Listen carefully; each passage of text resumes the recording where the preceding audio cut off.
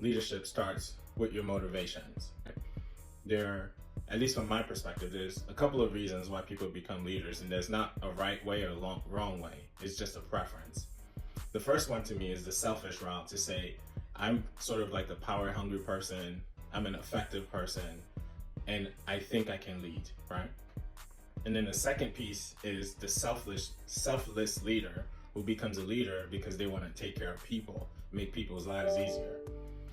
And I say there's nothing wrong with either route, because the selfish motivation often is the people who are really effective at their job.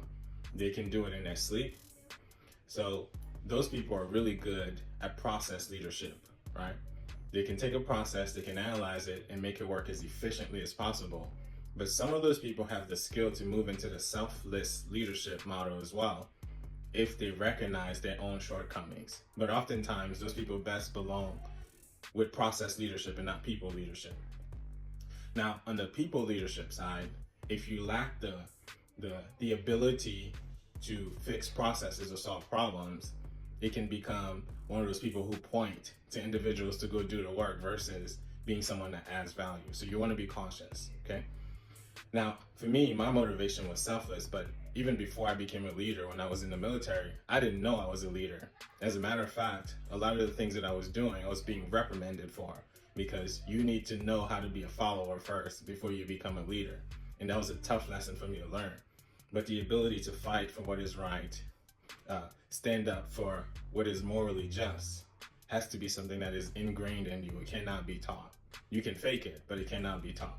But for me, the way that it started in corporate America after I left the military was, I was so interested in it that it was all that I thought about, right? How do I do this better? How do I become a leader, and so on and so forth? But I had zero roadmap. I had no way of knowing. And I came from a family where we didn't have money. I'm very lucky for that. But I wanted to poll people and ask them questions about, what does it take to get to where I'm trying to go? And one of the most effective conversations I had was with someone named Steve. How does someone like myself become a leader? And he sat back for a second and he said, the first thing a leader needs to be able to do is to solve problems. Solve problems, not for the rewards, but just because you like to solve problems. That has to be something that's innate in you, right? And the second piece of it is, be the person that your leaders think of when they think of a problem. So in essence, don't be the person that points out the problem, be the one that solves it quietly and presents the solution, right? And then the last one is a combination of what Steve said to me and another individual who is seasoned as well. He says, dress for the part that you want, right? And this is something that my dad taught me as well too. My dad's always dressed to the T, so I already knew that piece. But after learning that, I didn't want to go in and blindsided and just say, well, I'm a leader now. But the reason I say this, good leaders know that they are lacking right away. It is part of the idea of someone being effective, that they don't ever think that they're good enough at what they're doing. There's always room for improvement.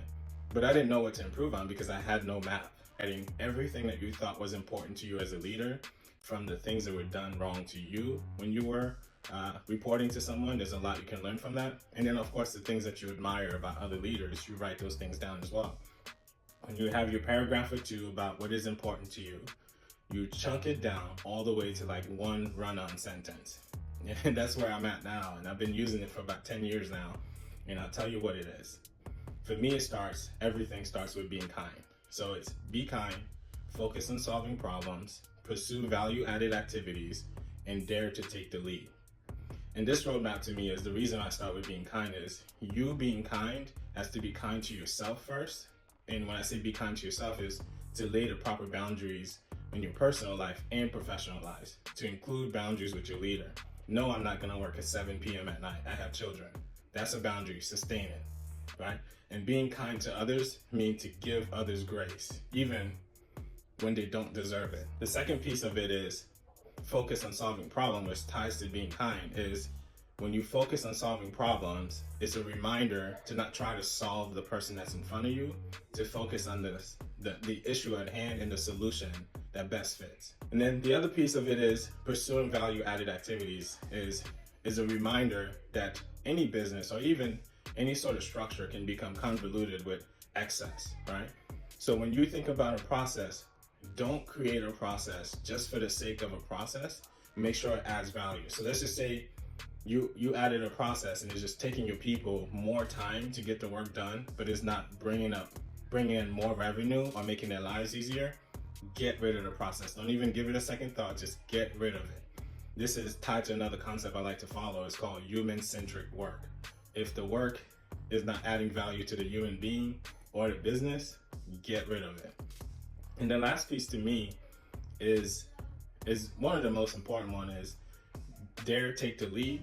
It speaks to the idea is you may be the lowest ranking person in the room, but you have the right solution. And oftentimes people will be too afraid to speak up because they fear reprimand, or they just don't want the idea of being wrong. And what I challenge myself and my team is no matter what you think the consequences are gonna be tactful about how you present information, especially if you're in a room with senior executive leaders. Don't just fly out the mouth, say something crazy. Be thoughtful, but take the risk that you might be wrong and add to the conversation, because it doesn't matter what your title is. If you know, you know. So step out and say something. You may drive the conversation in a different direction, but in either case, don't sit quiet. Okay? And I'll summarize this is when you think about leadership, to me, the biggest thing about it is to take the complex ideas and make them as simple as possible and move to execution as quickly and as effectively as possible. So that would be my little bit about leadership. Figure out what your motivations are. Ask people who are in the positions that you're trying to be in. Create a roadmap for yourself even before you become a leader. The sooner you start, the better, and you can continue to refine it. And remember that leaders are most effective when they're good teachers. So take the complex, simplify it, and take action in the now.